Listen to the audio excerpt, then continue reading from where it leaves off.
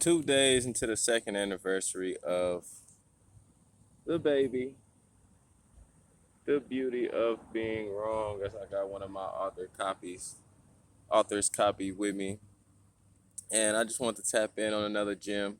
They all threw this mug, you feel me? So I just randomize the page and just give you something off the top of the dome, essentially, from a latter reference of the book, you feel me?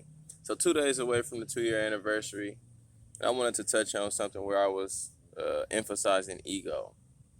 So let me just break it down real quick. Your ego creates images from every signal you receive, representing ideas and labels to not only characterize ourselves and others, but the entirety of life in this material realm we experience. So our ego is in charge of viewing, perceiving, and labeling things for what they are and uh, discerning reality for what it appears to be by your cognition or your ego. The key words in that last statement were ideas and labels. Our ego's prime purpose is to observe and make a judgment about what it discerns, like I just said. So we look at ego as cocky, confident. That's one form of it. But the ego, from a psychoanalytical standpoint, is just what you use to judge or discern the universe. We all have an ego. None of us is without an ego. We wouldn't be able to make judgments at that point. And by the way, judgments are not bad things. That's the social context, not the essential context. If I say someone looks nice, that's a judgment. Nothing bad about that. We have to provide our system of checks and balances we have to provide our system of checks and balances to these discernments, as the nature of things cannot be limited by our or anyone's ego. Those checks and balances start with assumed wrongness or fallibility in your discernment. So what I mean by that is you have to know your ego is limited. You have a human sensual experience relative to your position. So it's not all knowing. It's not omnipotent. It's not the full science or mathematics of what you're watching when you're watching it.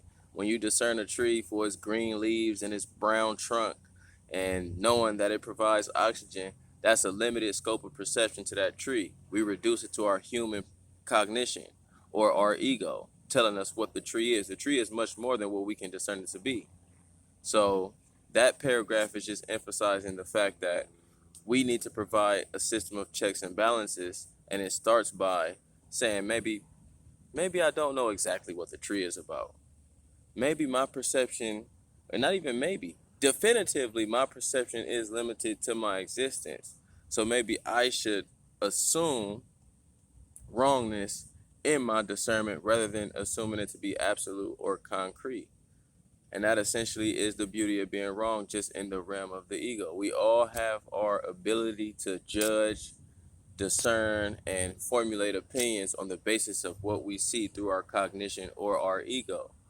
We just have to let ourselves know, like, hey, nigga, just because you see it that way, don't mean it's that way. Other people see it differently, and on a universal scale, there's essential qualities to that thing that humans cannot even see. We can't see things on an intangible realm. If it exists here, it exists in an intangible realm, on an energetic realm. And we can't physically see that with our senses. Maybe we could feel it if we tap in, you feel me? Hence the tree hugging hippies. They get that energy, they get those ions. But just knowing that with your ego, you're going to formulate, and for your survival, the ego is not a bad thing. If a car is coming 100 miles an hour and you in the middle of the street, fucking 20 feet away, your ego is going to tell you to jump out the way, logically. Your ego is for judgment. So in survival instances, it's best you have an ego. If you don't have the ability to judge and make decisions, you fucking fall off a cliff. Just walking around aimless, you fall off a cliff because you can't judge whether or not the next step is 10,000 feet down to your demise. So ain't nothing wrong with ego. Just got to provide a system of checks and balances to that motherfucker. Tell it that it's wrong. Tell it that it may not be right. Tell it that it's subjective, so you won't be overtly egotistical in this realm. With that being said, it's your boy Dame, 2 days away from the 2 year anniversary. More content on the way, trust and believe, you know what I'm saying? It's been a while since I put out a written piece, about to be 2 years, as we know. But more shit is coming on the way. Trust and believe. 2024 is about to be a creative year for your boy. Vibe high. Much love. Go get the beauty of being wrong and practice being wrong yourself. Peace.